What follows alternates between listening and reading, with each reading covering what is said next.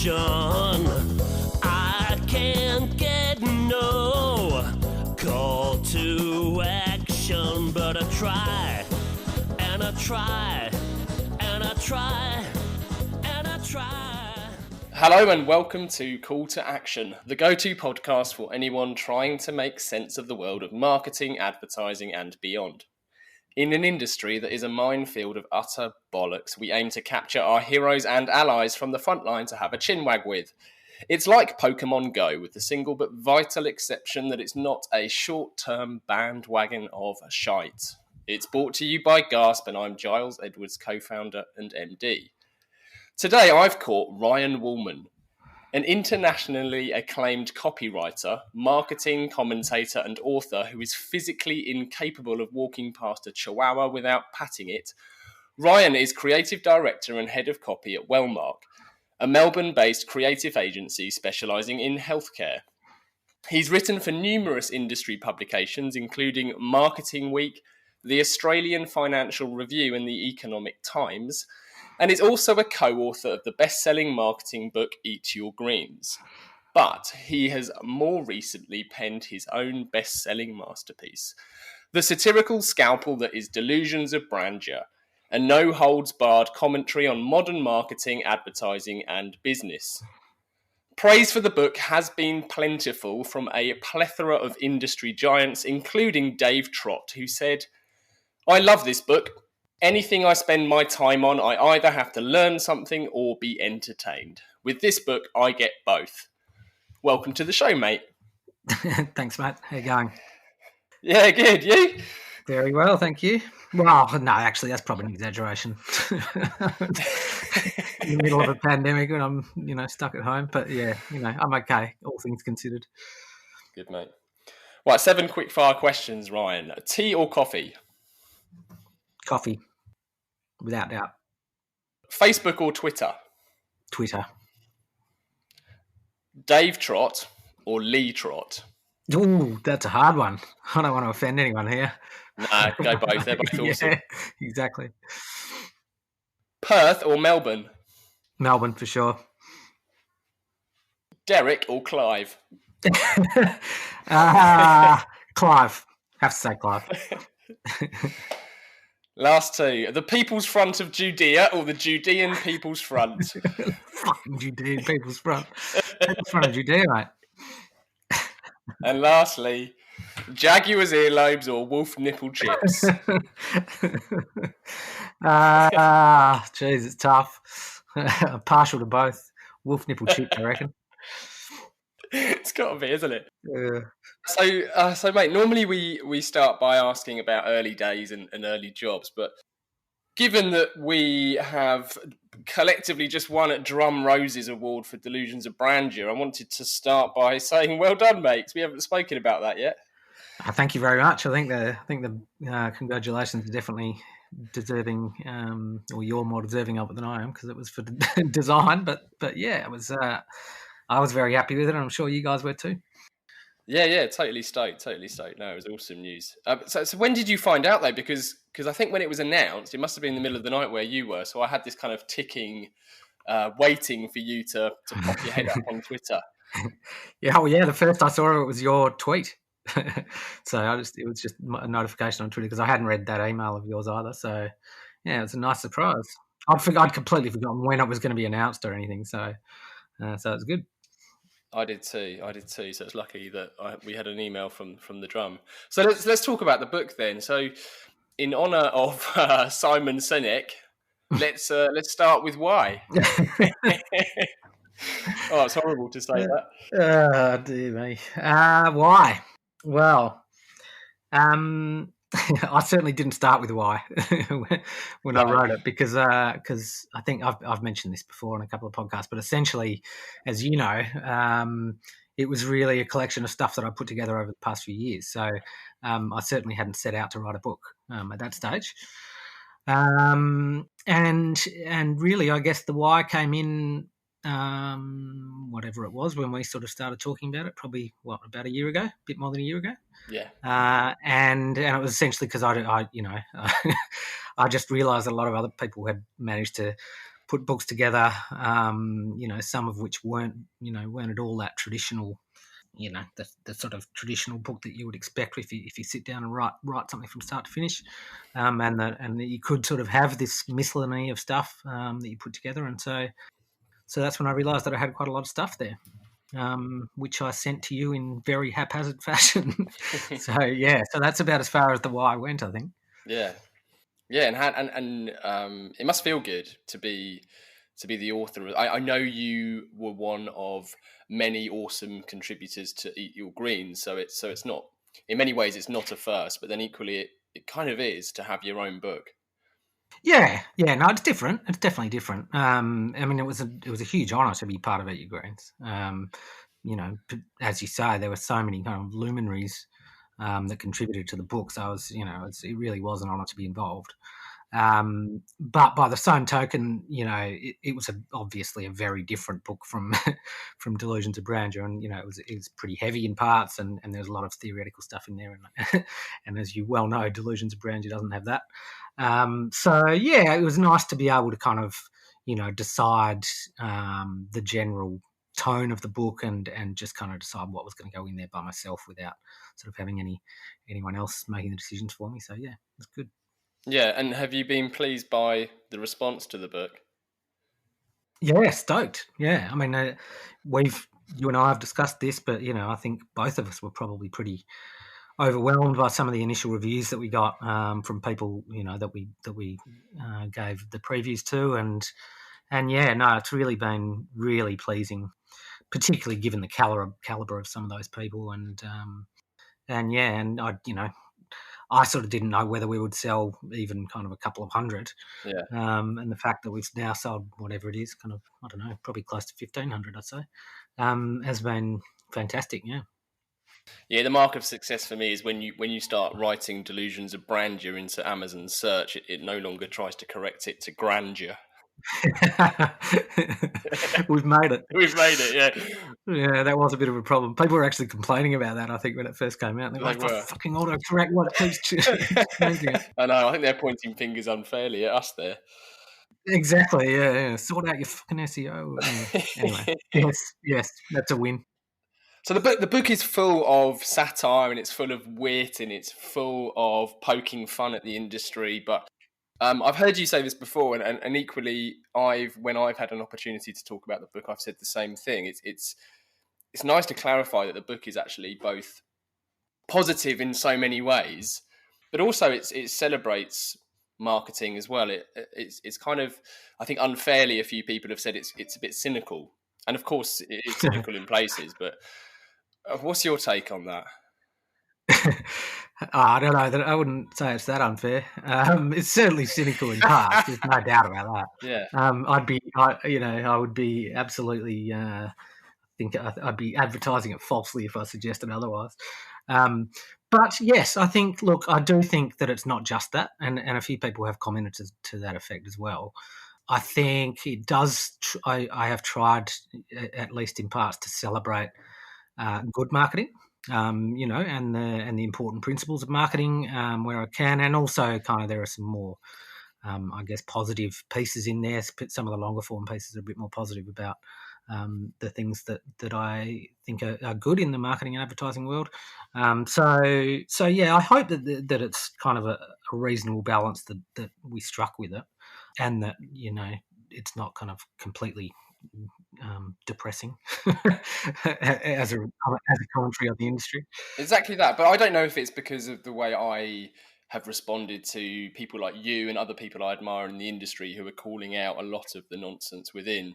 I find that positive in itself, so maybe that's kind of indirectly I find it very positive to find someone else who says, yeah, that's a load of bollocks. Yeah, and that's something that I have actually pointed out to people in the past, is that being relentlessly positive can itself be, can be an issue, and if if you're pointing out something that is inherently wrong or factually wrong or not based on evidence, then I don't think that is a negative thing to do. I think that is trying to move the industry forward. So that'd be my take on it. Yeah. I spoke to a lady yesterday, Paulina, for Isolated Talks, and she was talking about a networking type event that she's going to start or is in the process of starting. And it's exactly that. It's not being relentlessly positive all the time. It's called the fuck up meetup, and the only things you're allowed to talk about and share with other people there in a networking capacity is just major fuck ups you've made in your career. It just sounded brilliant. I like it already. Yeah, so as. That sounds great. Yeah, because I mean, there is a real tendency, I think. You just have to look at some of the advertising press, for example, and it's just constant effusive praise for whatever it is, and often kind of thinly disguised PR for agencies and so on, and that can be very detrimental to the industry as a whole. Yeah, very much so. Have you got a favourite spread in the book? Yes, I think my favourite is the LinkedIn piss take.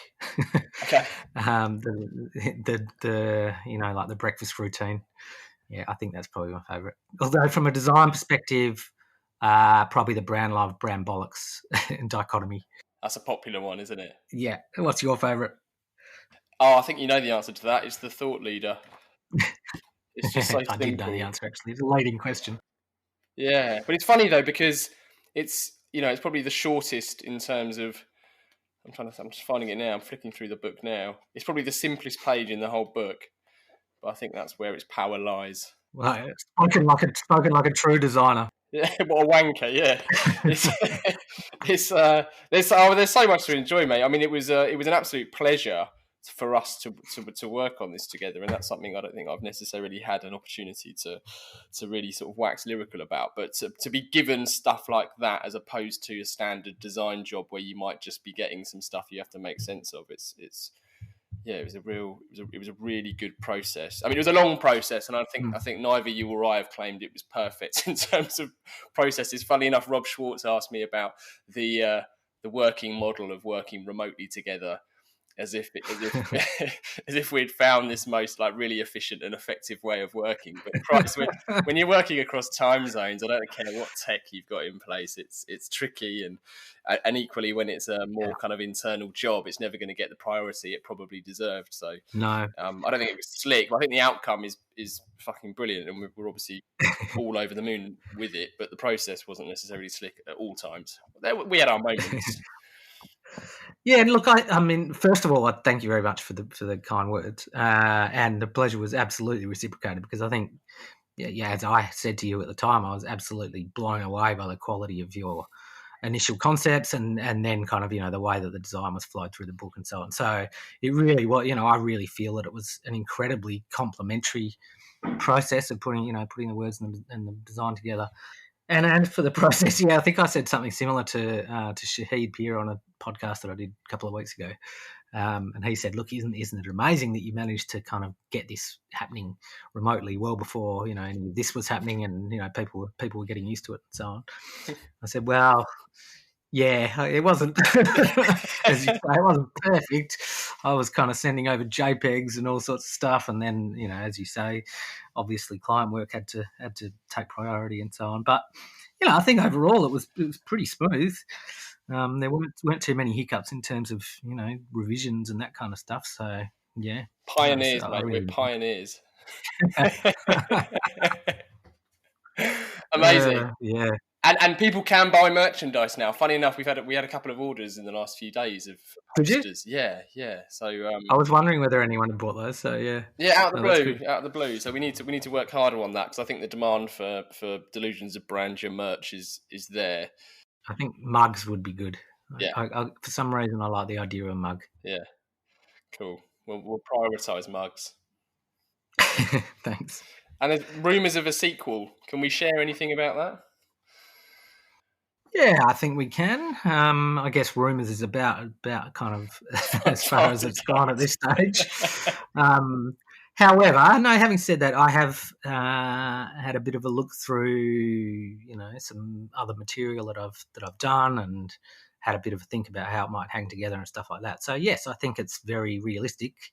It's just a question of when you guys want to start working on it, which might not be till next year, I'm guessing.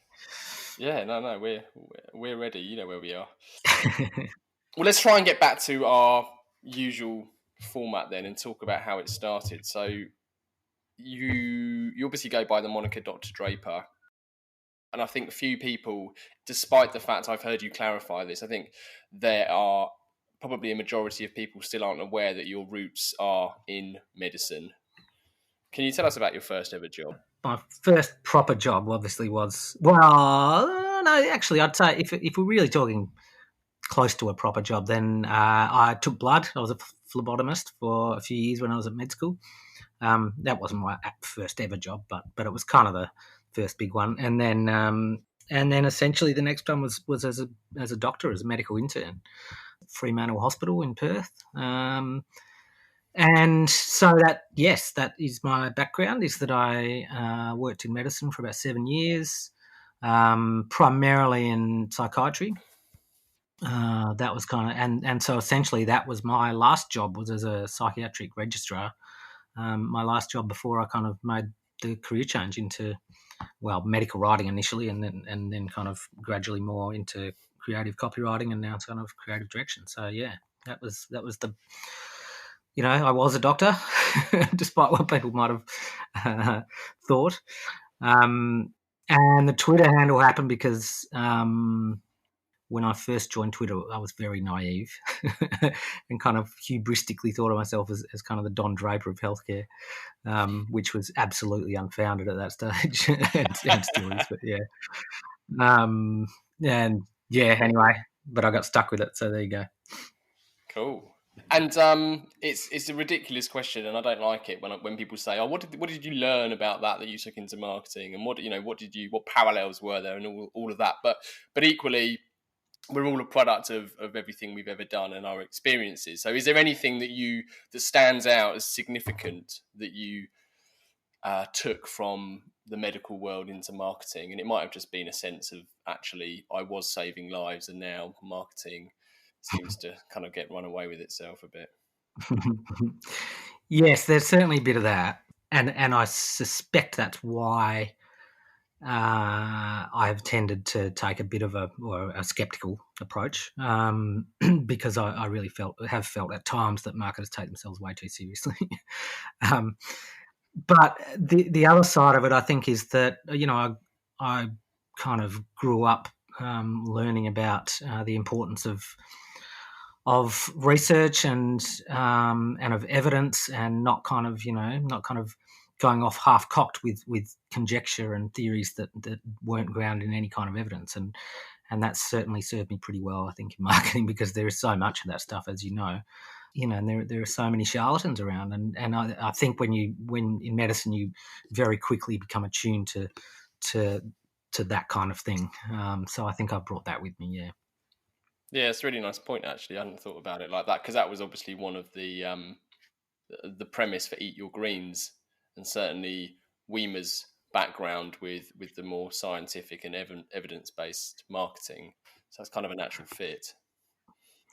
It is, yeah. It is in many ways, I think. I guess perhaps the flip side of that is that, a lot of scientific people aren't necessarily very creative, and don't necessarily respond well to things that aren't quite so literal. But I think I've got a reasonable balance of those two. So that's kind of, hopefully the value that I bring to the industry. So then how did your role evolve then at Wellmark? Because you've been at Wellmark for, am I right, about 12 plus years? Yep. So your role and what you do personally must have evolved quite a lot. And as an agency, can you tell us a bit more about Wellmark and what they do, what they specialise in? Yeah, sure. So we are a healthcare agency, a creative agency, with a specialisation in healthcare. The company was founded 21 years ago. Just turned 21, and at that stage was very much a technical medical communications agency. So all our clients, I think, at that stage were pharmaceutical companies, and then over the years, the agency itself has gone through quite a bit of evolution. So we diversified for a while into doing sort of corporate and B2B comms as well as healthcare. But then we've decided to kind of focus our specialisation again in the past probably 5 years back onto just healthcare.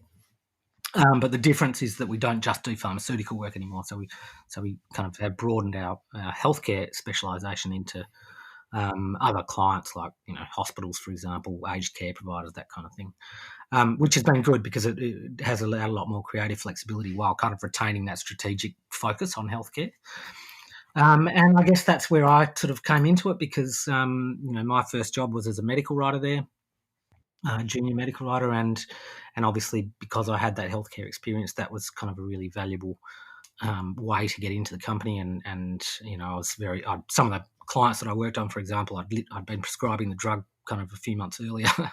Oh, wow. So it really helped, for me, because it just made things easier to get my head around. And obviously it kind of helps the agency as well because I can talk to doctors and kind of understand what they're talking about and so on. And then I kind of had yearned, I suppose, for a more for a job that was more creative, and fortunately I was able to kind of evolve my role over time to suit that.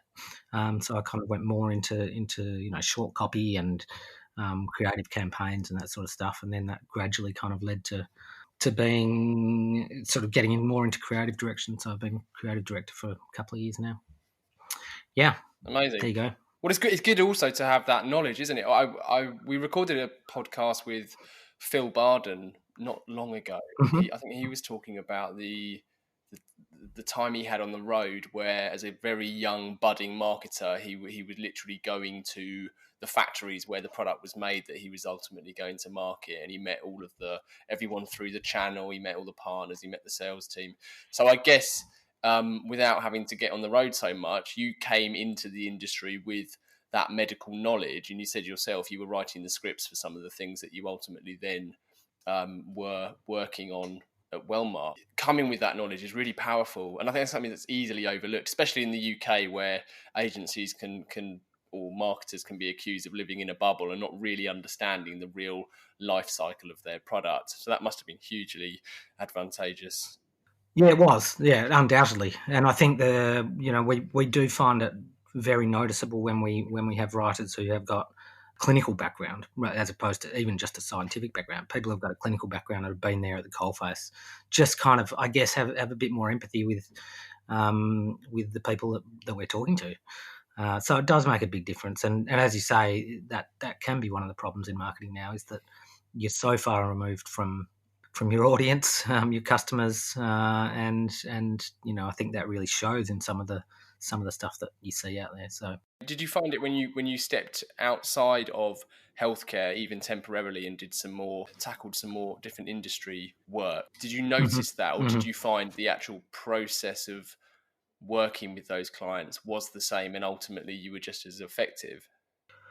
That's a really interesting question, because the clients that we tended to be involved with and take on would be fairly technical, and so there tended to be that the common thread, I guess, was that we still say it to some extent, but we make the complex simple.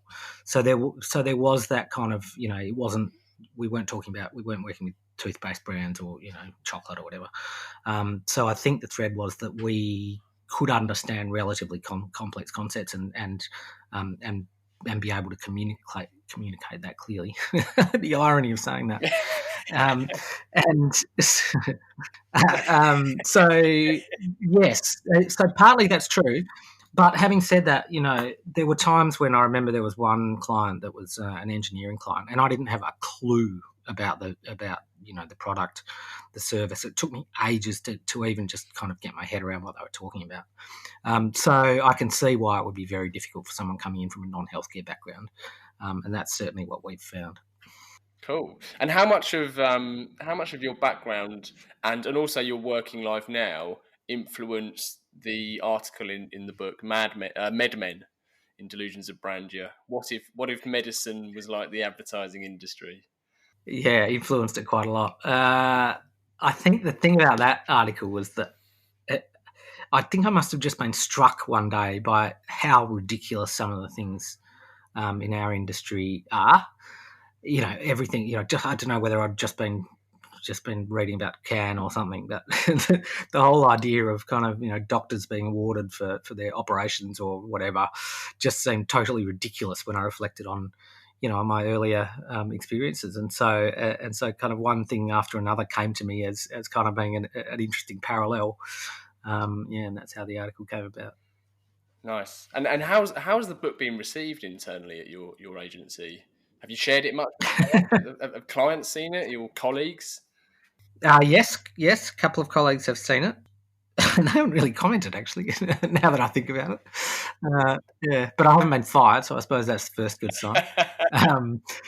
And a couple of clients have also seen it as well. The client. It's funny. I think I was saying to Rob Schwartz on his podcast that I've had and I don't know if you found this as well, but I've had quite a lot of positive comments from the client side. So it hasn't just been kind of industry people that have reacted well to it. It's actually been people who have recognised themselves in it to some extent and kind of recognised some of the silly stuff that goes on in the industry. So I found that part really interesting. I was very happy that it was taken in the right spirit. I've had that literally in the last 48 hours. Someone has invited us to participate in a kind of pitch process. They're based in Bratislava. And the guy who's contacted us, Right. heads up their marketing team, he said he's actually got 2 copies, one for himself and his team, and the other one he leaves out on the desk in reception, hoping other people read it.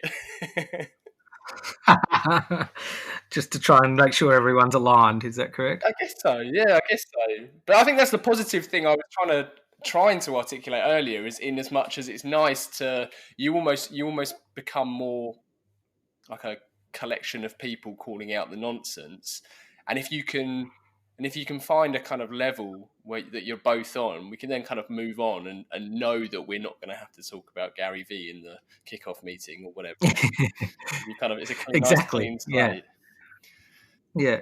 It's maybe it's not a bad idea. You sort of give it to people before the pitch meeting and just say, just let me know whether we can work together or not. Yeah, exactly. Yeah. In the same way, actually, which is something I'd like to come on before we chuck a couple of listener questions at you. In the same way as Twitter. So I know Twitter, you're a huge fan of Twitter, as am I. I've met so many people in the industry. I mean, ultimately, you and I first met via Twitter. Mm-hmm. What role has that played in your career in terms of the network of copywriters and creatives at your disposal? It's a huge role. Hard to overstate, to be honest. Just because prior to going on Twitter, I really hadn't had any exposure to anyone else almost outside our industry, outside our agency, just because, there aren't a lot of opportunities for networking, for example, particularly in such a specialised niche as healthcare. So I really didn't know many people at all, and suddenly it kind of opened up this whole world of creative people and copywriters. Particularly, I sort of got I got in touch with a lot of those copywriters pretty early. People like Vicky Ross, and she knows everyone, so that kind of led to this explosion of contacts. And obviously not just copywriters, but then a whole lot of designers, art directors, strategists, heaps of people. So, and then people like Byron Sharp and Dave Trott, all these sorts of people who, it kind of really just opened my eyes to the world that was out there. And so it's been fantastic. I'm going to hit you with a couple of listener questions, Ryan. Ooh, okay. So asking the general public for their opinion, be it on Brexit or boat names, is notoriously fraught with danger, but that's not stopped us asking listeners for questions to put to our guest. The first question from Will says, there's little doubt that marketing needs to be seen and treated as a science and a legitimate discipline for the industry to advance. But with all that and the obsession with data in some parts, is there a danger that embracing the scientific route could be at the sacrifice of creativity? That's $1 million question. It's a really tricky one, and it's funny, I almost oscillate between the two schools of thought, because that's exactly right. It does have to be a balance, and I think at times we veer too far one way or the other. I think there needs to be an underpinning of evidence for a lot of the things that we do, but then there's always, that magic element that you can't, the data will not provide for you.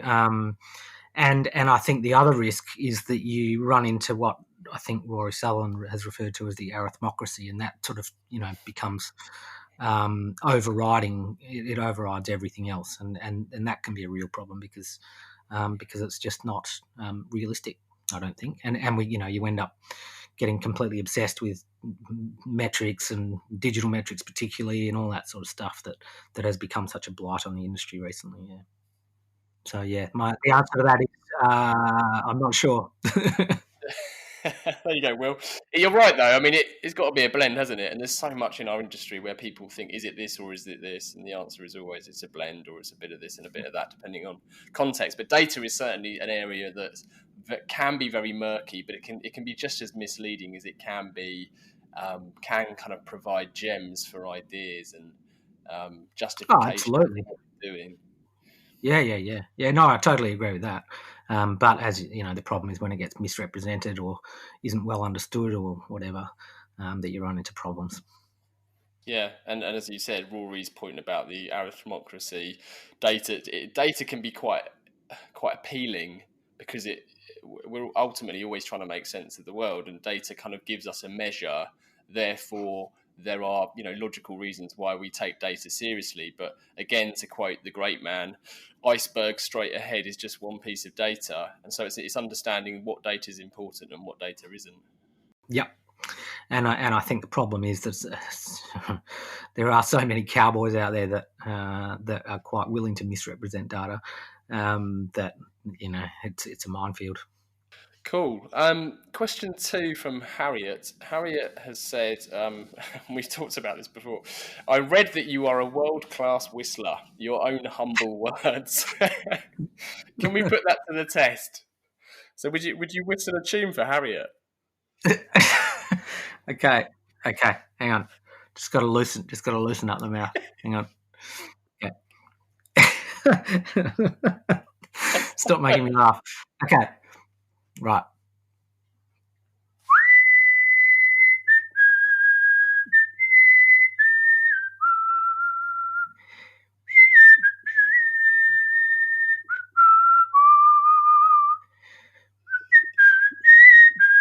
There you go. That'll do. Yeah, nice. Can you guess the tune? I haven't got a clue, mate. There you go, Harry. Go and listen to "Patience" by Guns N' Roses. It's. I mean, you don't need to. You just heard it. Yeah. In my head, because I know we're both recording this with our families. We're both kind of, well, you probably mildly in lockdown. I think the UK is slightly different, but I'm not too sure. But I like the idea that they think you're in a room on a podcast and they can just hear you whistling. Indeed. Yeah, what the fuck? Wasn't this supposed to be serious? Yeah. Amazing. First time I've ever whistled on a podcast, I'll have you know. Nice. It's an exclusive. Yeah. World exclusive. So the final part of the interview, Ryan, is our 4 pertinent posers that we put to all of our guests. So number 1 is, what advice would you give to your younger self? Ooh, that's a hard one. Don't wait so long to get out of medicine. Or do I need to go younger than that? No, that makes sense. I think follow. Yeah, okay. I'll get a bit more philosophical about it. Kind of follow your heart rather than rationality. Yeah. How long had you been thinking about getting out before you did then? About 2 years, maybe. Well, no, it's probably longer than that, I think, but I'd kind of tried to deny it to myself to some extent. Yeah, I'd had doubts longer than that. Yeah. Yeah, okay. That makes sense. I mean, I know people who are in jobs, have been in jobs for 10, 15 years and still talk about wanting to leave but haven't. So, I mean, 2 years doesn't sound too long. Well, yeah, and I think that's what kind of did it for me, was that I sort of projected ahead and thought, I don't want to be doing this forever. If I'm going to be as dissatisfied as this. So, yeah. Yeah, that's fair. Number 2, Ryan, if you could banish one thing from the industry, what would it be and why? An obsession with trendy new tech. I think that's probably the thing that annoys me the most. And I don't mean that the new tech itself is necessarily a bad thing, but the fixation and the constant cycling of what it is that's trendy annoys me. Yeah. Do you get that as much in healthcare? No, I think it's fair to say that we definitely don't. A lot of healthcare practitioners, particularly, have. It is changing a bit, but they have tended to be laggards with technology, and a lot of them still use fax machines. Would you believe? So we still send out fax order forms and stuff like that. So yeah, no, it's definitely not as susceptible to it. Mm. Yeah, that's good. Number 3, any books you would recommend? Delusions of Brandeur, I hear, is really good. Yeah. I've got a few. Alchemy by Rory, who we mentioned before. I pretty much always recommend The Choice Factory by Richard Shotton. Just really, really easy read and really useful, practical book as well. Yeah, that'll do for now. Do you read much outside of industry books? Yeah. I used to. I don't read as much fiction as I used to. But yes, I tried not to just read industry stuff because it gets a bit boring. Yeah, no, I'm exactly the same, but I ultimately never do read anything else. It's hard. There's also so many good books inside the industry, like Alchemy, as you said, and Choice Factory are just two absolute pearls. They're brilliant books. So, and I think that's probably what's. I don't know if that's changed particularly in recent years, but there just seems to be a bit more diversity in the kinds of books that you can get. They're far from textbooks, these kinds of books, and they're just entertaining reads as well. So, it's best of both worlds, really. Yeah, for sure. At number 4, then, we always dedicate every episode to someone, and we bestow or hospital pass that honour, depending on your view, to our guest, who has to give the reason why. So would you dedicate this episode, please? Sure. I'm going to dedicate it to Jem Higgins, who, you know Jem. She's an amazing writer, for one thing. She contributed one of your talks, which I watched the other day, to Isolated Talks, which was just incredible, and the response that it got was testament to that. It was spine tingling, wasn't it? Yeah, just really amazing. And her accent is just awesome. I love it. And Jem, but I think the thing that most people would know about Jem is that she's just an incredibly vocal supporter of other people in the industry. She kind of just lifts everyone up whenever she can, and I think it's just everyone really appreciates what she does for them. So she's great. I'm actually talking to her tomorrow. She's going to have drinks and I'm going to have breakfast. Fantastic. Well, this episode is very proudly dedicated to Jem.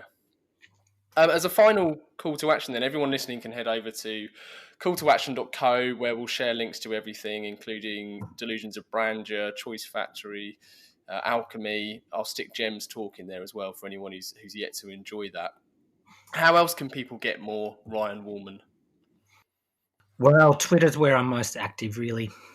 So, yeah, as I said, Dr._Draper.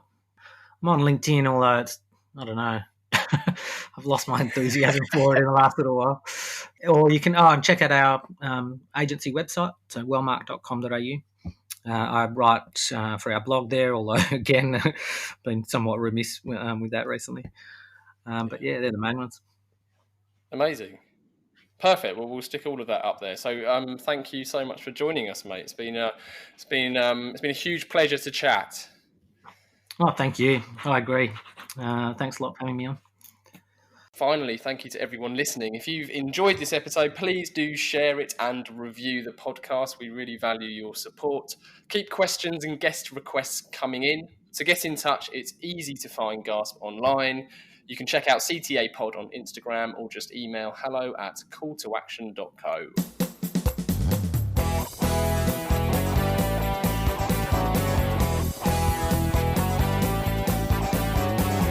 I can't get no call to action. I can't get no call to action, but I try. And I try, and I try, and I try. I can't get no call to action. Oh, I can't get no call to action.